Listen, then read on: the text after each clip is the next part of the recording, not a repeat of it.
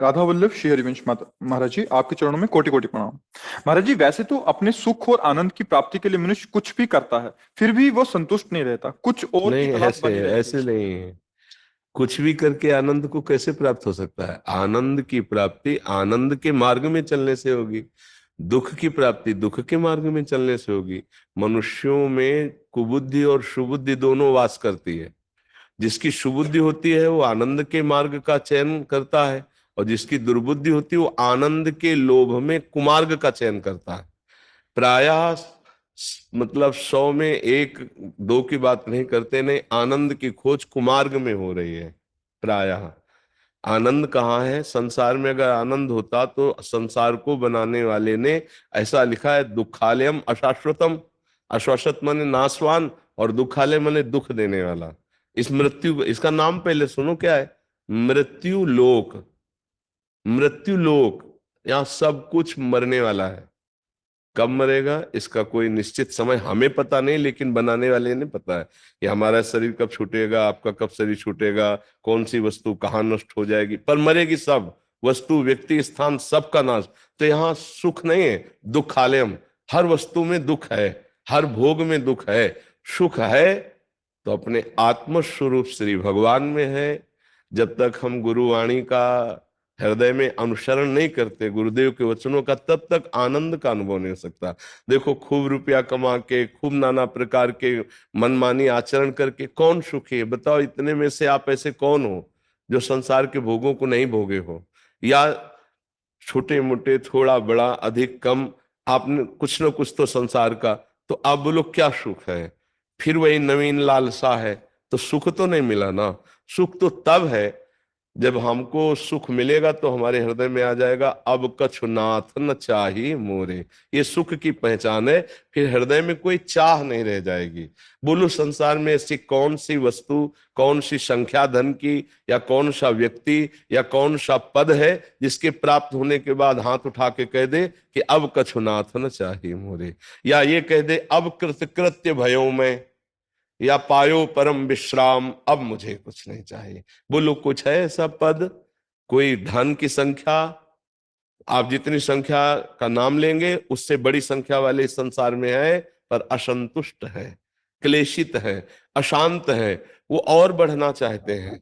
जिनकी अरबों की संपत्ति है वो खरब में पहुंचना चाहते हैं, वो और आगे बढ़ना चाहते हैं। किसी को विश्राम नहीं। विश्राम है तो जो नाम जापक है, गुरुमुख से मिला हुआ नाम, बस वही विश्राम प्रदान करता है। भगवान के नाम रूप लीला धाम, वो ये विश्राम का हेतु है। तो आपको समझ में आ रहा है? और उसी का हम वर्णन कर रहे हैं कि सच्चा सुख गुरुमुख से मिला हुआ नाम, उसी को जपो। फिर धीरे धीरे देखो, जो असत आचरण है उनमें खुद अरुचि हो जाएगी। अभी महत्व है उनका, अभी उनमें सुख बुद्धि है। अगर आज का सत्संग सुना हो किसी ने, इनमें से सुना है किसी ने? सुना है ना? यही था। आपका चिंतन ही आपको भोगों में सुखानुभूति कराता है। यदि आपका चिंतन ना हो तो भोगों में सुख नहीं है, पक्का। अगर आपका भगवत चिंतन चालू हो जाए तो अभी घृणा होनी शुरू हो जाएगी। अच्छा, कौन सा ऐसा सुख है? संसार में सब सुखों को तीन में बांध दिया गया है। पूरे विश्व के सुखों को एक बांध लिया गया काम भोग में, एक धन के, और एक यश कीर्ति मान नाम प्रतिष्ठा प्रणाम नमस्कार, तो उसे कहा गया कंचन कामिनी कीर्ति। तीन ही में बांध दिया गया है, और तीनों को लगभग लगभग सब कोई। कौन सा सुख है भाई? क्या सुख है? देखो, शरीर क्या है? जब आप विवेक से देखो तो क्या है शरीर? ऊपर से चमड़ी लगी हुई नहीं, गंदी गंदी ही है, गंदगी भरी हुई है। अच्छा, जिन भोगों को हम भोगना चाहते हैं वो सब गंदगी के द्वार हैं। विवेक से देखो, सकुचाने की जरूरत नहीं। अच्छा, जो हम खा रहे हैं वो सब गंदगी बन रहा है। यहां है कौन सा सुख भाई? सोचो, कौन सा सुख है? और इसी में हमारा पूरा जीवन जा रहा है। ऐसा भ्रम होता चला जा रहा है, इतनी राक्षसी बुद्धि पैदा होती जा रही कि जिस शरीर को हम बड़ा प्यार करते हैं, ऐसे ही दूसरे शरीरों के साथ हम कैसा बर्ताव करते हैं। सोचो, किस लिए? केवल हमको ये भ्रम हो गया कि ये सुख है, तो उसको कितना हम लूट लें, बस पापाचरण शुरू हो गया। क्या ये विश्राम है? क्या ये सुख है? देखो ना, थोड़ी देर का, 5 मिनट 10 मिनट का गलत चिंतन हमसे ऐसे आचरण करा दिए कि पूरे आजीवन कारावास या फांसी की सजा। कितनी बड़ी गलती हो गई, हमारी सोच खराब हो गई, हमारा चिंतन खराब हो, तो वही आनंद ढूंढ रहे हो। तुम जिस आनंद की खोज कर रहे हो वो वही है। ये देखो, इसका परिणाम देखो ना, जितने रोग हैं, जितनी जेल है, सब उसी से भरी तुम्हारी आनंद की खोज में। इसका मतलब दिशा तुम्हारी गलत है। तो फिर लौटो, गुरु चरणों का आश्रय लो और उनके द्वारा दिए हुए नाम से आप फिर प्रकाश पाओगे कि ये इस आनंद का मार्ग है। और आनंद कहीं बाहर नहीं, आप चाहे जहां घूम आओ, कहीं आनंद मिले तो हमें बताना कि हमको यहां आनंद मिला। आनंद मिलता है आपके हृदय में। अगर यहां आपको आनंद मिल रहा है ना, तो आपके हृदय में बात सुनकर शीतलता हो रही, तो अंदर मिल रहा है आनंद, बाहर नहीं है। यही एक ऐसा आदमी आ जाए जो पापाचरण करने वाला हो और संतों से द्रोह करता हो, वो देखकर बैठे बैठे जलेगा, उसको बिल्कुल आनंद नहीं मिलेगा। और आप श्रद्धा से आए हो कि हम भगवान के भक्त के पास चलते हैं, संत के पास चलते हैं, तो आप श्रद्धा से वचन सुन रहे हो, तो आपके हृदय में आनंद हो रहा है। आनंद के लोभ से ही तो बैठे हो, यहां नहीं बैठे हो। तो आनंद कहाँ आ रहा है? बाहर नहीं है, वो आपके अंदर है। ऐसे ही यदि आप नाम जप करेंगे तो सही रास्ता अंदर से नाम आपको दिखाएगा कि जो घट घट व्यापी परमात्मा तत्व है वो अंदर ही आनंद का समुद्र है। आप डूब जाएंगे, किसी भी बाहरी भोग की जरूरत नहीं पड़ेगी। इसी की खोज के लिए मानवदेह मिला है, चाहे स्त्री शरीर हो चाहे पुरुष शरीर हो। पर हम लोगों की दिशा गलत हो गई। जिधर दुख है, जिधर फसाव है, जिधर नर्क है, जिधर दुर्गति, उधर हम जा रहे हैं। रुपये से सुख, शरीर से सुख, भोगों से सुख ना किसी को मिला है, ना मिल रहा है और ना मिलेगा। अभी वो केवल भूल भुलैया में, इसलिए सोच रहा मैं बहुत सुखी हूं। लेकिन परिणाम, परिणाम की तरफ देखो, जिस दिन शरीर छूटने वाला होगा तो जितने संबंध सब छूट जाएंगे, शरीर छूट जाएगा, कमाया हुआ धन, व्यवहार सब छूट जाएगा। अब जाना आपको अकेले हैं, अब आपके पास क्या रहा? अगर नाम जप नहीं किया तो आप कोरे के कोरे खाली हाथ जा रहे हो, केवल पाप कर्म और पुण्य कर्म लेके भोगोगे जाके। इसलिए सुख की खोज के लिए सबसे पहले गुरु का वर्ण करो। गुरुदेव के द्वारा दिए हुए उपदेश, उनका नाम, वो आपके जीवन को रास्ता दिखाएगा, अंदर का रास्ता दिखाएगा। भगवत मार्ग बाहर दौड़ने का नहीं है, ये अंदर चलने का मार्ग है। अगर समझ पा रहे हो आप तो समझ पा रहे हो, क्योंकि ये अध्यात्म है। अगर बाहर दौड़ने से भगवत प्राप्ति हो जाती तो चलो दौड़ा जाए, कहां चला जाए? कोई हमें बताओ कहां? इससे बड़ा कोई भगवत क्षेत्र होगा जहां बैठे हो? इसका नाम वृंदावन है। ब्रज 84 कोस भगवान की स्वयं लीला भूमि, भगवान अवतार लिए लीला की।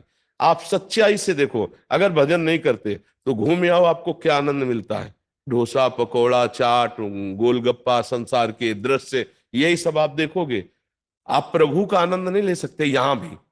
और भजन करते हो ना, तो कहीं भी बैठ जाओगे तुम्हें आनंद प्राप्त होगा।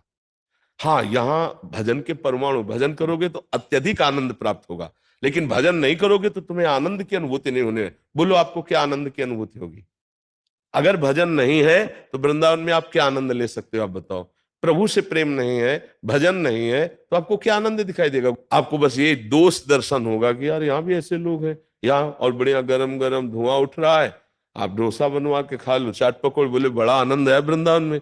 क्या पाए वृंदावन में आके? पाए क्या?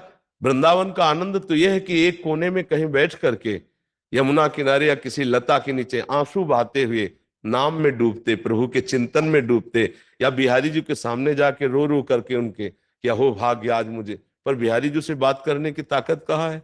बिहारी जी से प्रार्थना करने का मन कहाँ है? वो तो भोगों में भाग रहा है। हाँ, ऐसा जरूर हो सकता है कि मैं इस समस्या में फंसा हूं, निकाल दो तो मैं तुम्हें इतना भोग लगा दूंगा, ऐसा जरूर कह सकते हो। अनंत ब्रह्मांडों के स्वामी, उनको तुम्हारे भोग की जरूरत नहीं। तो हम लोग गलत दिशा को जा रहे हैं सखी, सही दिशा गुरु प्रदान करता है। तो गुरुजनों का आश्रय लेकर नाम जप करें, विचार पूर्वक देखें कि आज तक हमने खाया पिया भोगा सब, लेकिन उसमें सुख कहाँ है? तो अब जो बची है उम्र, उसको सत्कार्य करते हुए नाम जप लो। बस नाम जप नहीं है तो कुछ नहीं। हमारा ये मतलब जोर से चीख चीख करके पुकार कर कहना है, चाहे जो साधना कर लो, यदि नाम जप नहीं है तो परिणाम में कुछ नहीं है। ये हम खूब अनुभव की बात। तो सब लोग नाम जपने में कोई पैसा नहीं लगता, कोई हम पवित्रता पवित्रता का उसमें नियम नहीं। जो नाम प्रिय हो, जैसे अपने लोग वृंदावन वासी, राधा राधा राधा, उठते बैठते चलते फिरते हर समय नाम, नाम का मतलब है भव समुद्र में हमें बढ़िया जहाज मिल गया, बैठ गए, पार हो गए। नाम रूपी जहाज में बैठकर हम पार हो गए। तो नाम को पकड़ लो तो बढ़िया आनंद प्राप्त होने लगेगा। नाम नहीं है तो फिर जीवन में कुछ नहीं। ये है सब घूम घूम करके वो माया ही है। नाम जब करो तो मायातीत स्थिति प्राप्त हो जाएगी, अन्यथा नहीं। हम बड़े बड़े सिद्ध महापुरुषों के अनुभव की बात कहते हैं। आपको समझ में आ रही बात? नाम जब करते हैं, करते हैं। हाँ, नाम जब ही सच्चे सुख का मार्ग है। नहीं तो आप खुद हमें बताओ, इतना जीवन हो गया, क्या सुख है? कोई फाइनल में तृप्ति तो नहीं हुई ना कहीं। न धन से तृप्ति, न भोगों से तृप्ति, न जीने से तृप्ति, हर जगह अतृप्ति ही है। मरना कोई नहीं चाहता है, कोई नहीं चाहता मेरा काम हो गया, मैं शरीर से कोई मतलब नहीं रखता। ऐसा वही कह सकता है जिसे भगवान का साक्षात्कार हो गया है। अभी अभी अगर मरने की बात आ जाए तो अभी घबराहट पैदा हो जाएगी। मरने का संकेत आ जाए, कोई रोग, कोई भयानक असाध्य, तो अभी होश उड़ जाएंगे, नहीं उड़ जाएंगे? क्यों? क्योंकि हमने मरने की तैयारी नहीं की ना, इसलिए होश उड़ जाएंगे। अगर अभी तैयारी फिट है तो सच्ची कहते हैं, जैसे संतों की होती है ना, तो तैयारी फिट होती है। हम लोग बिल्कुल तैयार हैं। बोले अमुक प्लेटफार्म नंबर पर गाड़ी आ गई है, अटैची उठाई चल दी। हमको पता है हमारा कौन सा प्लेटफार्म है, हमको पता है किस गाड़ी में बैठ रहा, हमको पता है कहाँ जाना है, और हमको पता है हमारी वहां पहले से व्यवस्था है। मृत्यु से डर इसीलिए लगता है, आपको पता नहीं कहाँ जाना है, आपको पता नहीं कि आपकी क्या व्यवस्था है, क्योंकि आपने कभी मृत्यु की तैयारी ही नहीं की है। सच्ची बात देखना, इसीलिए डर लग रहा है। क्योंकि इससे प्यार किया ये छूटेगा, और इसके संबंधियों से प्यार किया वो छूटेगा, इसके लिए जो एकत्रित किया वो छूटेगा। अब ये बात कहाँ समझ में आती है? आ जाए तो अभी सच्चे सुख में डूबने के लिए रास्ता दिखाई दे कि ये है सच्चा सुख। असत सुखों से वैराग्य तब कहीं जाकर के भगवान में अनुराग होता है